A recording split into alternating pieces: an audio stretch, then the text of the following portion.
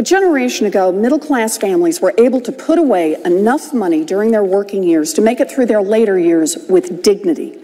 On average, they saved about 11% of their take-home pay while working.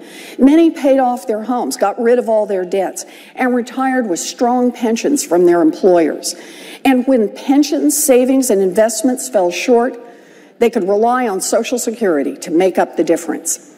That was the story a generation ago, but since that time, the retirement landscape has shifted dramatically against our families. Among working families on the verge of retirement, about a third have no retirement savings of any kind, and another third have total savings that are less than a year's annual income. Many seniors have seen their housing wealth shrink as well. According to AARP, in 2012, 1 out of every 7 older homeowners was paying down a mortgage that was higher than the value of their house. 2 decades ago, more than a third of all private sector workers, 35%, had traditional defined benefit pensions, pensions that guaranteed a certain monthly payment that retirees knew they could depend on. Today, that number has been cut in half. Only 18% of private sector workers have defined benefit pensions.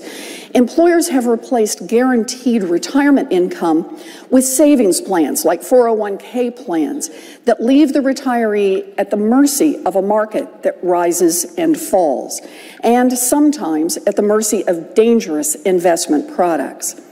These plans often fall short of what retirees need, and nearly half of all American workers don't even have access to those limited plans, with tens of millions more financially stressed as they approach retirement, with more and more people left out of the private retirement security system, and with the economic security of our families unraveling. Social Security is rapidly becoming the only lifeline that millions of seniors have to keep their heads above water. And yet, instead of taking on the retirement crisis, instead of strengthening Social Security, some in Washington are fighting to cut benefits. Just this morning, the Washington Post ran an editorial mocking the idea of a looming retirement crisis. To make sure that no one missed the point, they even put the words retirement crisis in quotation marks. No retirement crisis? Tell that to the millions of Americans who are facing retirement without a pension. Tell that to the millions of Americans who have nothing to fall back on except Social Security. There is a $6.6 trillion gap between what Americans under 65 are currently saving and what they need to maintain their standard of living when they hit retirement. $6.6 trillion. And that assumes that Social Security benefits aren't cut. Make no mistake, there is a crisis. The most recent discussion about cutting benefits has focused on something called the chain CPI. Supporters of the chain CPI say it's a more accurate way of measuring the cost of living increases for seniors. This statement is simply not true.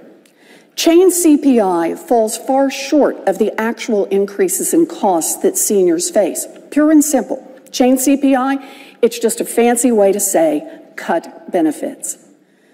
The Bureau of Labor Statistics has developed a measure of the real impact of inflation on seniors.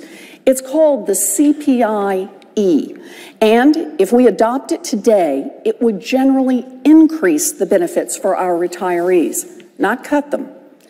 Social Security isn't the answer for all of our retirement problems. We need to find a way to tackle the financial squeeze that is crushing our families.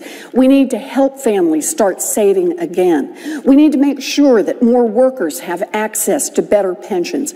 But in the meantime, so long as these problems continue to exist and so long as we are in the midst of a real and growing retirement crisis, a crisis that is shaking the foundations of what was once a vibrant and secure middle class, the absolute last thing we want to do is cut Social Security benefits.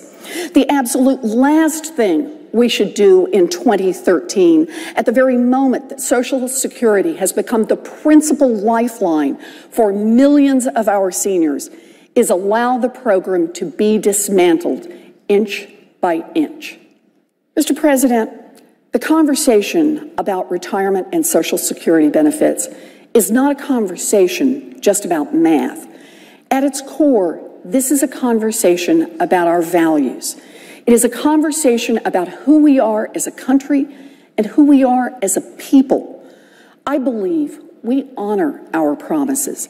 We make good on a system that millions of people paid into faithfully throughout their working years. And we support the right of every person to retire with dignity.